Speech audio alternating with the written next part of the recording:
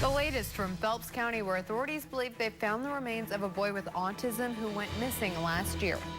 Senator Claire McCaskill makes a big announcement concerning her personal health. And another business shuts down to make room for student housing. KOMU 8 News at 6 starts now.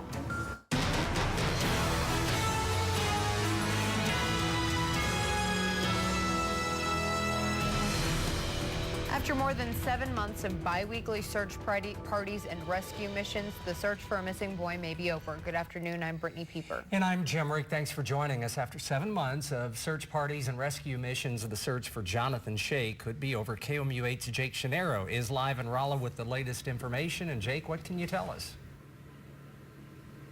The Phelps County Sheriff's believes the remains are that of 13-year-old Jonathan Shea, who went missing last July. Yesterday, sheriff's deputies got a call about the discovery of human remains near Dry Fork Creek, the same area where they originally searched for Shea. Shea's mother did confirm to investigators that a shoe found near the remains was her son's. The sheriff says he learned a lot over the course of the search and wishes he could have done things differently. Anytime you get involved in a situation like this, nobody wants to, you learn from it. You learn from your mistakes, and we learn from it. I mean, our detectives, our staff, and I think any other law enforcement agency out here would be foolish to tell you that, no, we wouldn't have done anything different. You know, there's a lot of things that we learned. The remains will be sent to a forensic dentist in Columbia for identification. Be sure to follow KOMU 8 News on Twitter for the newest information. Reporting live in Rolla, Jake Shinero, KOMU 8 News. He was last seen July 9th with his cousin, 11-year-old Xavier Baylor of St. James. The two of them were playing in the yard at their grandmother's house when they made plans to run away. The two split up and Baylor was found the next day. Throughout the search, the Phelps County Sheriff's Department used thermal imaging, air surveillance, search dogs, and dive teams to look for Shea.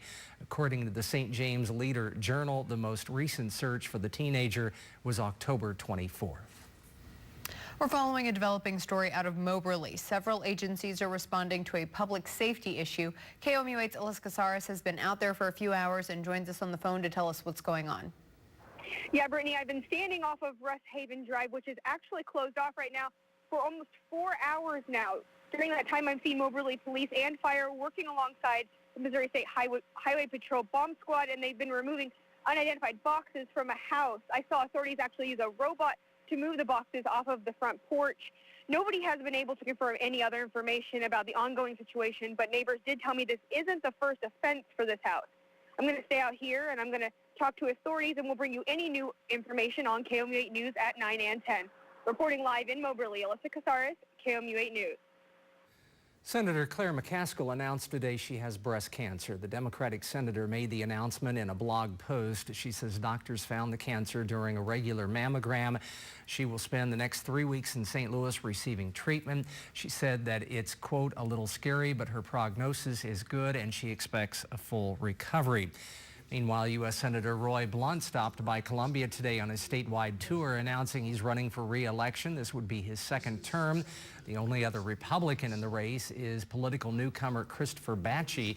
Missouri Secretary of State Jason Kander is seeking the Democratic nomination. A man who robbed a mid-Missouri bank and 11 other businesses was sentenced in federal court today. Timothy Hoyt was sentenced to 8 years in federal prison. He robbed Alliant Bank in Blackwater and other businesses across Kansas, South Dakota, Nebraska, and Oklahoma in 2013. He pleaded guilty last September. Columbia police arrested a man early Sunday morning after responding to a disturbance call at Sideline Sports Bar on Big Bear Boulevard. Carlos Brown was arrested and accused of domestic assault, unlawful use of a weapon, and unlawful possession of a firearm. Police say Brown threatened to harm a woman in the parking lot late Saturday night before taking a gun inside the bar. Brown was later stopped at Whispering Meadows, where CPD found the handgun in the glove compartment. 25 people were arrested after a weekend pub crawl at the Lake of the Ozarks. 2 faced DWI felonies. 40-year-old Omar Ruiz and 22-year-old Bethany Launstein were both arrested and charged with driving under the influence. Both were taken to the Camden County Jail. Ruiz is being held without bond. Launstein posted a $1,000 bond and will appear in court March 22nd.